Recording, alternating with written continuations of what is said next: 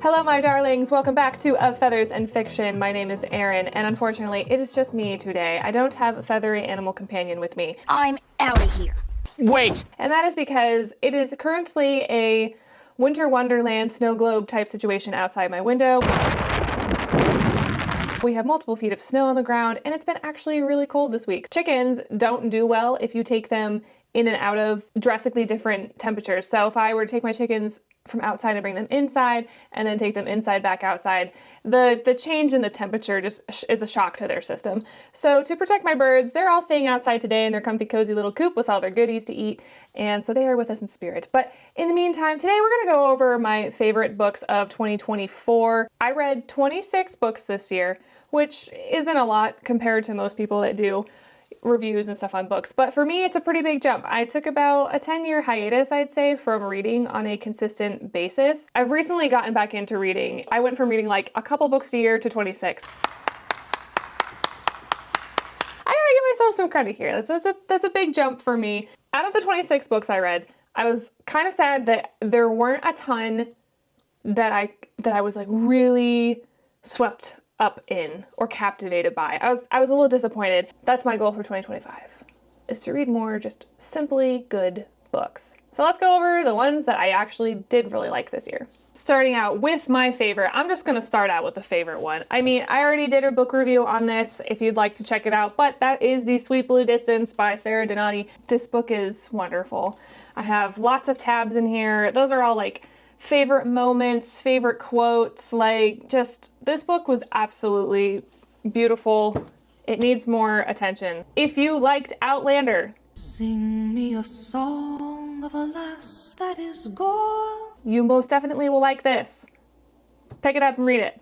This book is, I believe this is considered just a standalone. However, it stems off of a universe that the author has already created. For me, it really ticked off a bunch of things that I love.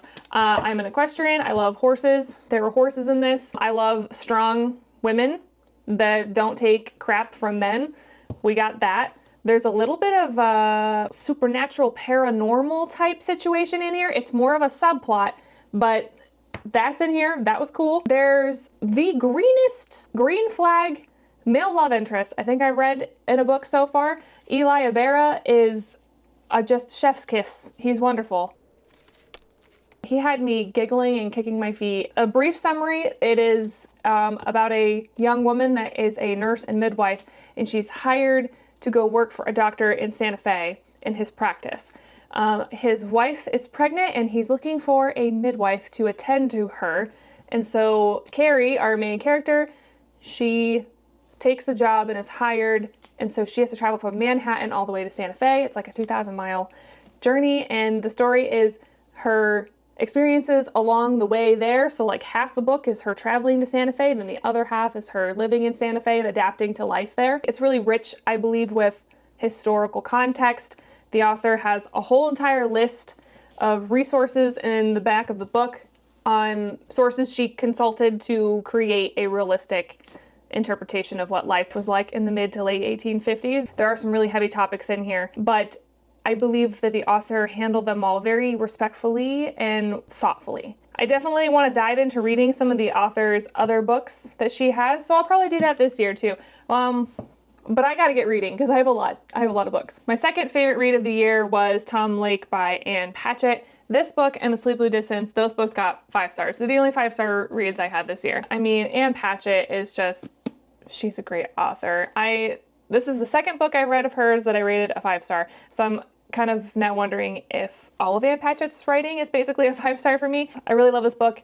It takes place during COVID. The main character is a mother of 3 daughters, and basically it's the story of her being home with her daughters due to the pandemic. I think this book highlighted the beauty of getting a chance to actually spend time with your family. Her daughters start asking her questions about like when she was younger, and the main character, she in her early 20s dated a famous actor. The daughters ask a lot of questions about that relationship. The main character in her early 20s was pursuing a career in acting, but her heart wasn't like fully there. Like she started to change as time went on, and she realized that she had different ambitions. And so it's nostalgic. I think it highlighted how you can have like sadness that your life didn't pan out a certain way, but that also at the same time be extremely grateful for the way that it does end up going. So this I think was a really beautiful read. It also really highlighted the intricacies of cherry farming, which I was pleasantly surprised by. It was actually pretty fascinating to learn about. It's not a very long book. It's a pretty quick read, I would say, but oh, it was sweet. This is a great book. Highly recommend. I'm kind of going in order, I guess, but my next favorite one I think is Bonesmith. This is a YA, I would say, fantasy romance. It's like not, I hesitate to say fantasy romance because there's romance in it, but I wouldn't say it's like the main thing of the story. This book I picked up, I saw quite a few people in different threads, comments on things saying that this was actually a very well done fantasy book. And I have to agree, I was really just tickled pink when I realized there was actual world building going on. I mean, come on. Sometimes the world building was a little bit too heavy. There's a few points where I was kind of like, stop. Collaborate and listen. I need a moment to absorb all the information that you've just thrown at me. I would say towards the end of the book when like more of the puzzle pieces start coming together, you're like, okay, that makes sense, but wow, that is a little bit convoluted. That's a lot of information. I appreciated the world building, but it did get a little bit messy here and there, but I was willing to give it a pass because my gosh, it actually has world building. I'll allow it. It has a really cool magic system in it with like smiths. So you've got bonesmiths, ghostsmiths, ironsmiths, woodsmiths, coppersmiths. So yeah, there's all these different smiths for all these different types of materials, elements, and whatnot. The main character is Wren. She is a bonesmith, and bonesmiths are basically the people, they like help keep ghosts and ghouls and that kind of thing under control. They work side by side with a reaper, and the reaper frees the souls so they can go on into the rest of like the afterlife.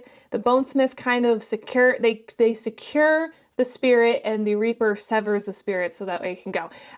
This is a very brief explanation, but I thought it was a unique magic system. I think this is a enemies to lovers done very well. I'm not going to spoil too much of this one, but there is a character that comes into play that this character hates Wren because of what she is, and she hates the character because of what he is, due to the incorrect information they've been given about each other by their own communities that they live in. They genuinely don't like each other. I think that we can conclude that the male love interest is an attractive guy. However, Wren isn't immediately like drooling at the mouth over him, which I appreciated. As they travel together on this quest that they're on, they start to realize like, oh, I actually really kind of like you. Their relationship developed, I would say, like, you know, when you read it, you're like, okay, well, the relationship still develops pretty quickly because the story is over the course of like a couple weeks. But I still think it was done well because it wasn't like, yeah, they met each other and were instantly like, oh, I want to pin you up against a wall. I thought the banter back and forth between the two characters was also good. The male love interest, his name's Julian. I don't know why I keep calling him, but yeah, Julian and Wren, they read each other's body language really well. So I think the author did a really good job writing that. That also made them more believable as to fall in love. I was like, well, yeah, like they're paying attention to each other, they're reading each other's body language, they're starting to get to know each other. I think the author did a really nice job developing the two characters. I have the second book. This is a complete duology.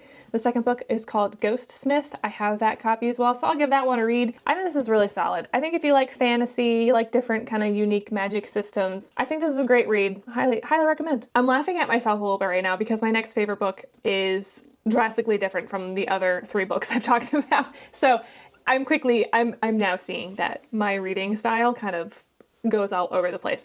The next book that was almost a 5-star for me was Compound Fracture. I had never read anything by this author before, Andrew Joseph White.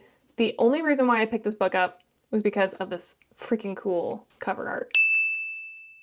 It's very unique. And from what I've seen, this author like has a particular art style and look that they have for their books, and I was like, I absolutely love it. It's unique, it's eye-catching, it gives off a very like folklore kind of vibes. I went into this a little blind, I'm not gonna lie, and I was pleasantly surprised, but also kind of shocked. It is YA horror, but I'm not gonna lie, like there's a couple scenes in here that made me feel kind of nauseous. I think that the writing was very good and painted the picture very well. The main character is a 16-year-old trans boy, and the story is basically him fighting against the corrupt police officer of his hometown that has been terrorizing these poor people in this town for years and years and has been terrorizing his family. I really liked his family and the dynamic that he has with his family. It is kind of sad in some ways, but it's also, I liked it. It left me unsettled.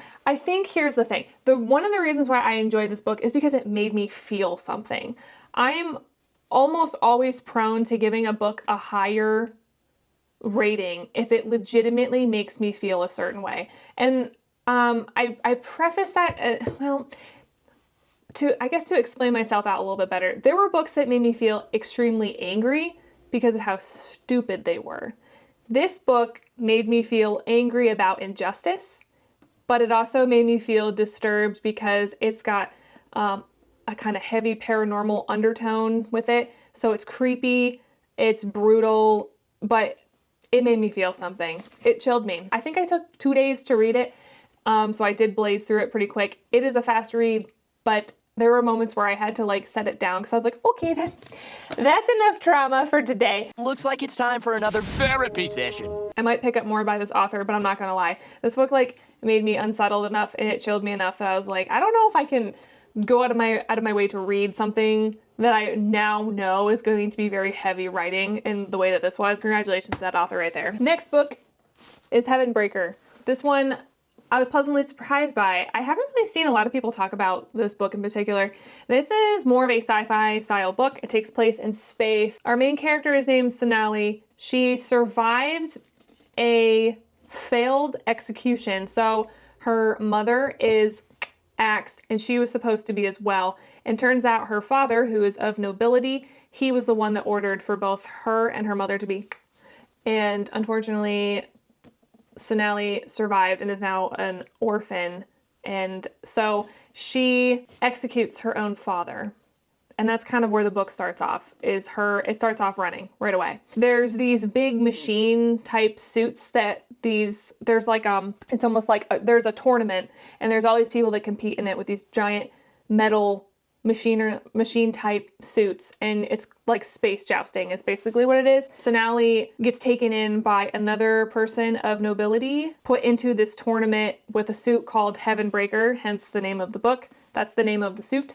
And so she has to learn how to become, I believe they're called, I don't remember what their actual name is, but she has to become one of these athletes that can compete. It was like Hunger Games styles with the tournament type stuff, but it was like so much more interesting because of like the machinery. And then the machinery, it hints that these machines have a level of sentience to them, because if their previous operators died while inside the machine like keeps some of that person's essence inside of it. It was kind of trippy. I was like, this is cool. This is really neat. There were some like kind of parts that I was like, ooh, that's kind of creepy. I don't know when the second book comes out, but I'm looking forward to it. Also, it is a little bit, it has some romance in it, but it's very subplot in this book. I really liked Rax. He is the male love interest.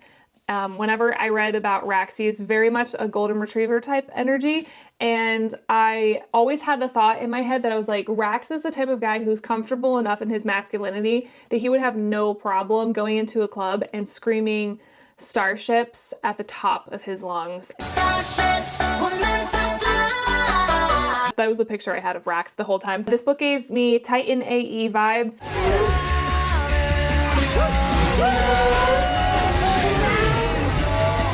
If you ever watched that movie, I'd forgotten about that movie until honestly this past summer, and this book totally brought those vibes. I do think that the book could have benefited from some better world building. It was a bit cryptic and it didn't need to be. Like, I think the book would have benefited from being a little bit more straightforward, but you know what? I was vibing with it. I'll allow it. If you like sci-fi, you might like this. I don't know, it might be a little bit disappointing because again, the world building is a little bit lacking, but I thought it was a pretty solid read. And I'm fingers crossed that the second one is just better. Next book is An Ember in the Ashes. I picked this book up solely because of Reads with Rachel.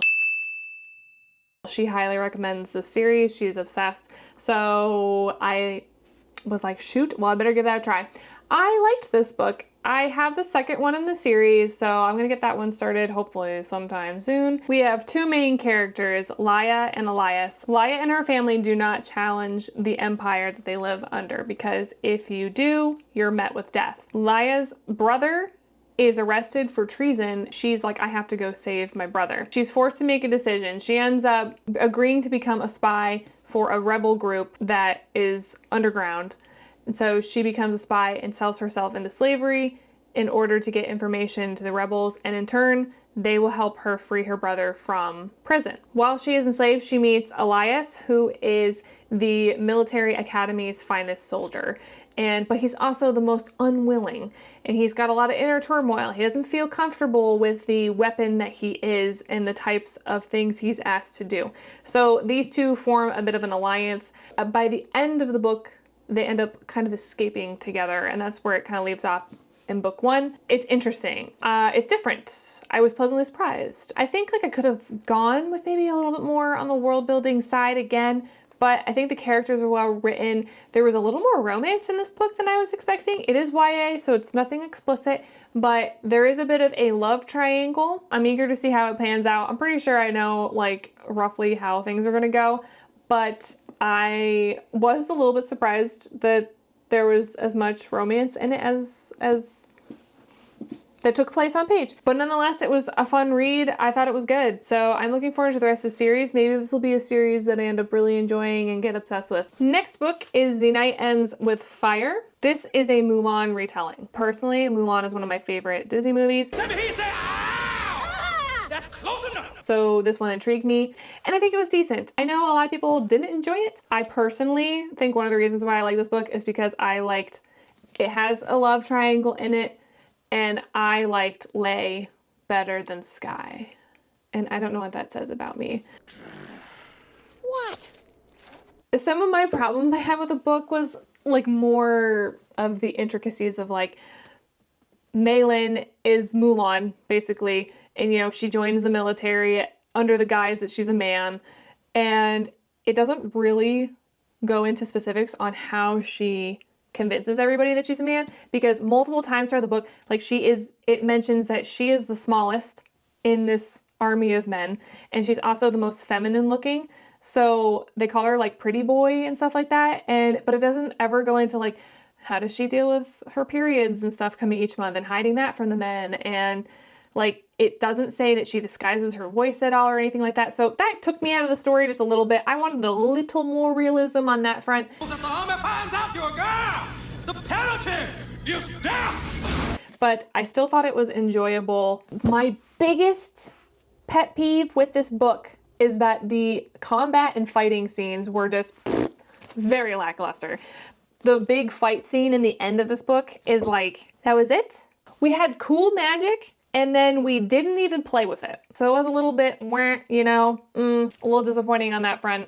I will say though, this is the Fairy Loot. This is the Fairy Loot edition that I got. This artwork on the interior of the book is so pretty. Look how pretty that is. It's so pretty. This artist did a really beautiful job. I believe there's a second, I'm pretty sure there's a second book coming out, so I'll definitely read that. I thought it was a decent book. I had fun with it. If you like Mulan, give it a try, you know? Next book is His Secret Illuminations. This is an indie author, if I'm not mistaken. I saw this suggested on a few different YouTube videos. This cover art is atrocious. I am really big on cover art and design and stuff like that. This cover design is atrocious, but hey, listen, I understand all that stuff is expensive. I read this book coming off of playing Baldur's Gate 3 for the first time, and for anybody who's played it, if you fell in love with Karlach and loved her character, the main character in this book is basically Karlach. She's got golden retriever energy and is very loving, but also a total badass. So basically, yeah, it's a buff bounty hunter and a sheltered monk go on an adventure, and they fall in love. I would say it's more slow burn because their relationship develops over the course of the book. The monk is obsessed with her from the beginning, though. She's been coming around his, what is it called? Monastery, I think. She's been coming around their monastery because she was hired to do some things for the main priest or whatever. He's seen her around and he's like, you know, making eyes at her, but he's like, oh, it's really bad of me to view a woman in that way. They are into each other, but the relationship does develop over the course of the book, and then the payoff is towards the very end. And I thought it was a pretty decent, in regards to like smut scenes, I thought it was actually a pretty decently written one. Had a little more like realistic elements to it that made it more believable to me.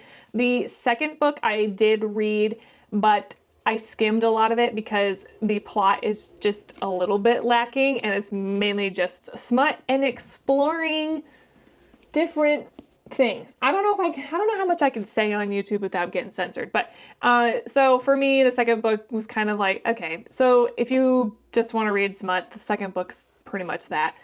This one has a little bit more world building and a bit more of a plot, so I liked this one better, but it was fun. It was fun. It was different. Had a different, you know, dynamics with the two characters. And so I liked the fact that the one was a bounty hunter and the other one is a monk. That's a dynamic I haven't really read about before. It was fun. I'm laughing a bit again because I can't believe this book ended up on my favorites this year. But yeah, Double Apex. I read this just a couple weeks ago, and I think I read it in a day, super fast. It's a Formula One romance. I've never read a Formula One romance before, but I do like cars. I like rally racing. I was at Walmart and I was like, I just want to read something kind of nonsensical. The main character she's like one of the engineers on a Formula One team. Her father owns the Formula One team, and so of course they're billionaires or whatever. They're very wealthy. And then she ends up falling in love with the new Formula One driver for their team. He's super into her and like kind of inappropriate with her and saying a bunch of things. And she's like, don't talk to me like that. So she's like, I don't like when he talks to me like that, but secretly I think he's super attractive. So like these two main characters, they're a little bit toxic. Okay. Like, but I will say I gave the author some leeway because the characters get a little bit more self-aware as the story progresses, and they straight up say like, I'm toxic. I need to work on this. I appreciated that these characters weren't perfect and that they did acknowledge that they needed to work on parts of themselves. And so, yeah, they're a hot mess express, I think. There's very much like, will they, won't they? And then there's the whole like HR thing. Team members can't date team members. It causes problems. And the main character's father passes away during it. And then there's a whole side story thing with the driver side of the family. There was more going on in this than I was anticipating. They do smash inside a car. Damn, we're in a tight spot. I was just vibing with it. It was kind of a fun read. You know, every now and then you kind of gotta, I don't know what it is. Every now and then it's like certain books just kind of scratch that itch, and this one surprisingly did it for me. So next one is Reign and Ruin. I have seen this book suggested here and there. This series, I believe there's 4 books in this series. I've read the first 2. I liked this one better than the second one. This one, I want to say right now, this is fantasy romance done right. There's a very cool magic system, and there is romance, but I think the author handled it really, really nicely. And I would say this is almost like a template for if you wanted to write a fantasy romance. I think this is a great example to read. This book is very heavily centered in like political intrigue. The main character she's a sultanate. I don't know. I know I'm not pronouncing that right, but her father is the sultan and his health is failing, and she is trying to take over his position. However, his like board of directors, if you will, they want her to marry. And then as a result, her husband would become the sultan, but she doesn't want to be underneath anybody else. She wants to be the queen. And that's what her and her father originally talked about before his health failed. So she doesn't want to just marry somebody and have to be under someone else's thumb. She wants to be the ruler so that way she can rule with integrity and morals. I'm not a really big political intrigue person, but I did think that this was written well. The male love interest, he is part of a like a neighboring tribe or a neighboring empire, if you will, and she is trying to form an alliance with him to further strengthen their military and their culture to fight against the larger enemy in the distance. Do you want to form an alliance with me? The series all takes place in this world, and each character is a part of this world. Each book, it's a romance. Like there's a romance in each book. That's like the main focus is the romance. But I thought this romance was very well done. I think the author did a really great job again with talking about interpersonal communication and reading body language and stuff like that. And those details build the relationship and the chemistry and make you believe that these two actually really like each other. A few parts like made me chuckle because I was like, this man is like head over heels in love with this woman, and she finds him attractive, but she's just like, I can't afford to be distracted by a wall of man. I have to stay strong. The magic system is cool. It's a little bit like Avatar: Last Airbender with the elements, but there's consequences to the powers. So for example, she is air. Is she air? Certain elements allow you to have certain powers. So her father was able to not necessarily read minds, but he could extract information from people's minds that he needed. And as a result, the consequence to doing that is that you end up retaining some of that person's memories in your own head. And if you do it too much, it can lead to Alzheimer's or like dementia. I thought that was really cool. Magic systems that also have consequences to using the magic is very intriguing, and I think more authors should try going that route. Being more creative, okay? Like, you got so many people who are crazy talented who have these cool ideas in their heads, and then they're just not creative with it. And I'm like, let's get more creative with our writing. Let's get weird, like let's like go into the unknown. I don't know, but this was cool. I liked it, and I'm looking forward to reading the rest of the series because each book was written well. The second book was a little bit insta love for me, but I did like the dynamics between the two characters. I'm looking forward to reading the rest of the series. The last book was the last book that I read in 2024, and that was Phantasma.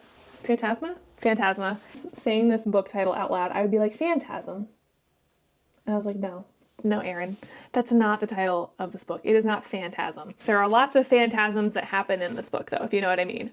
I picked this book up. I was very hesitant to because I was hearing really good things and then really bad things about it. I'm glad I picked it up. I think that it has solid writing.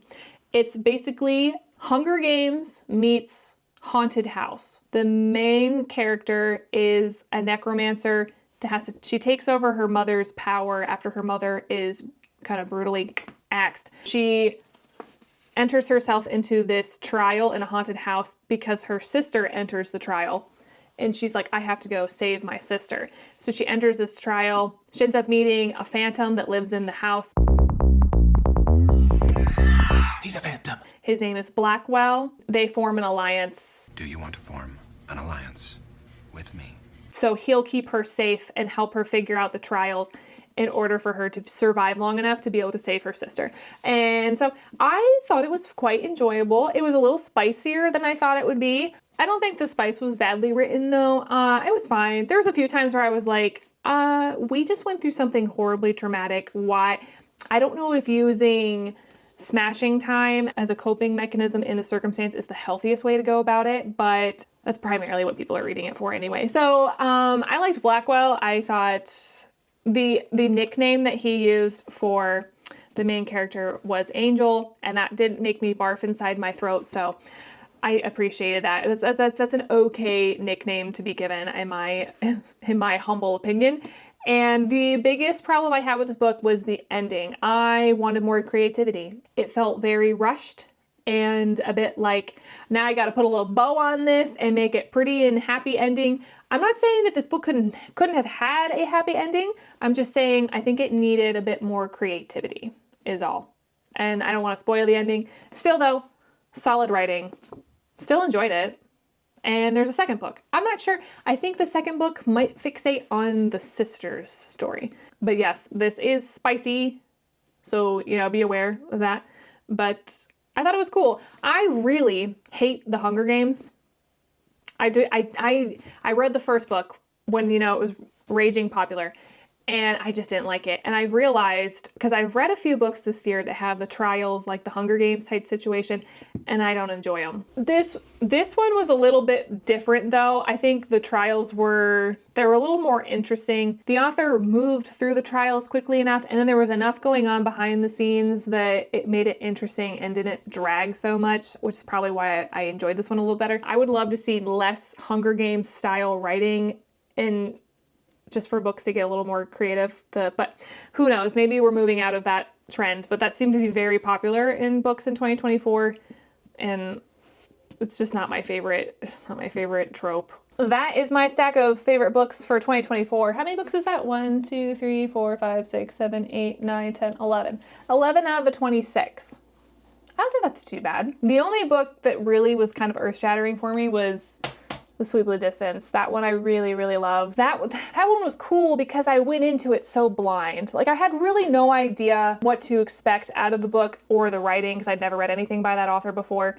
And I was just so pleasantly surprised. Like, I think I got to like page 10 and realized, oh, I'm gonna like this book. Like, this is great. The ones that I go into blind sometimes end up being my favorites. Let me know in the comments if that's like an occurrence that you've had too, because that's kind of a theme I'm noticing. Because again, the Double Apex, that Formula One romance. But yeah, I went into that one fully blind and was pleasantly surprised that I actually enjoyed it. Compound Fracture, I went into that one completely blind. I hadn't read anything by that author before, and that one really chilled me and left me with images in my head that I don't know if they'll ever go away. It made me feel something other than just boiling rage over how stupid it was. I have a couple books that I read this year that there's only one book that made me so livid that I gave it 1 star, and I will have a review on that one eventually because it straight up made me so mad. I was so disappointed in that book, but so many people loved it. And that's the fun of reading, because certain things that you love, somebody else absolutely hates, and then something you hate, everybody else loves. It's such a toss-up. So again, people can get really heated talking about books and stuff like that, but at the end of the day, I think my biggest thing is I just like to critique writing style.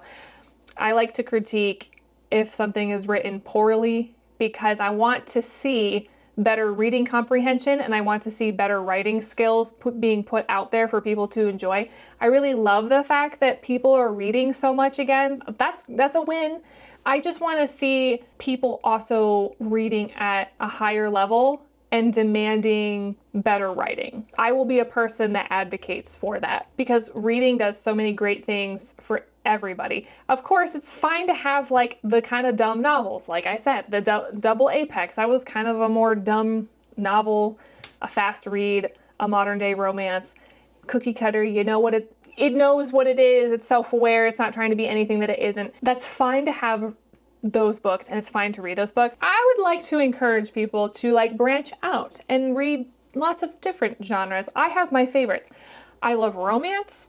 I love fantasy. I love fantasy romance. Those are the genres I read the most, I would say. As I'm sitting here talking about all my favorite books this year, I have quite a collection of different types of books. So I think it's good to read different things. Go into a book blind. You might be surprised. You might realize you really enjoy something. Currently, the first book I am reading in 2025 is American Gods. That again is a different genre from what I typically reach for. I read it because my husband really liked it and my dad really likes it. So that's another really great thing about reading books. Try reading books that your friends or your family enjoy, because then it allows you to connect with those people and have a different type of conversation with them, discussing the book and what you liked about it or what you didn't like about it. I really love reading for that. That's the kind of cool thing about reading. Like with music, it brings people together. You can have a conversation with somebody that you don't have much in common with.